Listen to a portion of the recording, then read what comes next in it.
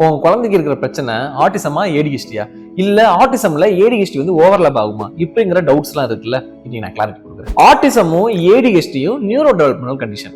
அப்படின்னா குழந்தைங்களோட பிரெயின் வந்து இன்ஃபர்மேஷனை டிஃப்ரெண்டா ப்ராசஸ் பண்ணுதுங்கிறது தான் அர்த்தம். ஒரு குழந்தைக்கு ஆட்டிசமும் ஏடிஹெச்டியோட சிம்டம்ஸும் ரெண்டுமே இருக்கக்கூடிய வாய்ப்புகள் இருக்கு. அதை எப்படி நம்ம டிஃபரன்ஷியேட் பண்ணது, குழந்தைக்கு இருக்கிறது வந்து ஆட்டிசமா இல்ல ஏடிஹெச்டியான்னு சொல்லிட்டு. இந்த ஆட்டிசம்லயும் ஏடிஹெச்டிலயும் இருக்கிற காமன் சிம்டம்ஸ் பார்த்தோம் அப்படின்னா இம்பல்சிவிட்டி, அட்டென்ஷன் ஸ்பேன் கம்மியா இருக்கிறது, இல்லாட்டி இன்அட்டென்ஷன் சொல்லுவாங்க, சென்சரி சென்சிட்டிவிட்டி, சென்சரி ப்ராசஸிங்ல ப்ராப்ளம் இருக்கிறது, எமோஷனல் ரெகுலேஷன் இல்லாம இருக்கிறது. ஸோ இந்த மாதிரியான காமன் சிம்டம்ஸ் எல்லாம் இருக்கு. நம்ம இது எப்படி டிஃபரன்ஷியேட் பண்ணலாம் ஆட்டிசமுக்கும் ஏடிஹெச்டிக்கும் பார்த்தோம் அப்படின்னா, ஏடிஹெச்டில அட்டென்ஷன் சஸ்டெயின் பண்றது கஷ்டமா இருக்கும், டிஸ்ட்ராக்டபிலிட்டி ரொம்ப அதிகமா இருக்கும், சிட்டிங் டாலரன்ஸ் வந்து புவரா இருக்கும். பட் இன்ட்ரெஸ்ட் இருந்துச்சு அப்படின்னா ஹைப்பர் ஃபோக்கஸா இருப்பாங்க. இதுவே நீங்க ஆட்டிசம்ல பாத்தீங்க அப்படின்னா அட்டென்ஷன் பிரச்சனை கிடையாது, ஆனா சென்சரி ரெகுலேஷன்ல ப்ராப்ளம் இருக்கும். இதனால இங்க அட்டென்ஷன் பிரச்சனை வரும். அதுவே ஒரு குழந்தைக்கு இன்ட்ரெஸ்டா இருந்தாங்க அப்படின்னா நேரோ மைண்டடா இருப்பாங்க, அதுல மட்டும்தான் இன்ட்ரெஸ்டடா இருப்பாங்க.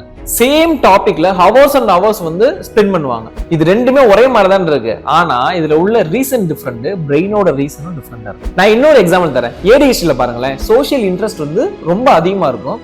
அது இல்லாம ரொம்ப அவுட் பர்ஸ்ட் ஆகுறது, நம்ம கேட்கறதுக்கு முன்னாடியே வந்து கொஸ்டின்ஸ் வந்து ஆன்சர் பண்ணிக்கிட்டே இருக்கிறது, நம்மள ஈஸியா வந்து இன்டரப்ட் பண்ணிக்கிட்டே இருக்கும். நம்ம ஏதாவது டாபிக் பேசிட்டே இருக்கோம் அப்படின்னா இன்டரப்ட் பண்ணிக்கிட்டே இருப்பாங்க, ரொம்ப இம்பல்சிவா இருப்பாங்க. இதுவே நீங்க ஆட்டிசம்ல எடுத்துட்டீங்க அப்படின்னா சோஷியல் ரூல்ஸ் புரிய வைக்கிறதே கஷ்டம், சோஷியல் கம்யூனிகேஷன் ஓவரா இருக்கும், ஐ கான்டாக்ட் மெயின்டைன் பண்றது கஷ்டம், நேம் காலிங் ரெஸ்பான்ஸ் வர்றது கஷ்டம். ரொட்டீன் பிரேக் ஆகும்போது குழந்தைங்க ஸ்ட்ரெஸ்ஸுக்குள்ளேயும் ஆங்ஸைட்டிக்குள்ளேயும் போயிடுவாங்க. இப்போ உங்களுக்கு கிளாரிட்டி கிடைச்சிருச்சா? இனிமேல் ஆட்டிசம் ஏடிஹெச்டி அதென்ன இதென்ன அப்படின்னு சொல்லிட்டு கன்ஃபியூஸ் பண்ணிக்காதீங்க. இங்க நீங்க அவங்களை புரிஞ்சுக்கிறதுல எங்க பிரச்சனை வரும் அப்படின்னா, ஏடிஹெச்டியோட ஹைப்பர் ஆக்டிவிட்டியை நம்ம ஆட்டிசமோட சென்சரி சீக்கிங் பிஹேவியரோட நம்ம வந்து கம்பேர் பண்ணிக்குவோம். குழந்தைங்களை லேபிள் பண்றதுக்கு முன்னாடியும் டயக்னோசிஸ் பண்றதுக்கு முன்னாடியும் ப்ராப்பரான அசஸ்மெண்ட் அண்ட் எவாலுவேஷன் பண்ணணும். அப்பதான் குழந்தைங்களையும் குழந்தைங்களோட பிரெயினையும் நம்மளால அண்டர்ஸ்டாண்ட் பண்ணிக்க முடியும். இனிமேல் ஆட்டிசமா ஏடிஹெச்டியான்னு சொல்லிட்டு கன்ஃபியூஸ் பண்ணிக்காதீங்க. ஆட்டிசமா இருந்தாலும் சரி, ஏடிஹெச்டியா இருந்தாலும் சரி, குழந்தைங்களை ஷைன் பண்ண வைக்கிறது தான் நம்மளோட முக்கியமான ரோலா இருக்கணும். நாங்க அதுக்கான ஒரு ஸ்டெப்பை தான் முன்னெடுத்து வச்சிருக்கோம். உங்களோட குழந்தைங்களை எங்களோட ப்ரோக்ராம்ல நீங்க இன்வால்வ் பண்ணீங்க அப்படின்னா பெரிய இடத்துக்கு கொண்டு போய் உட்கார வைக்கலாம்.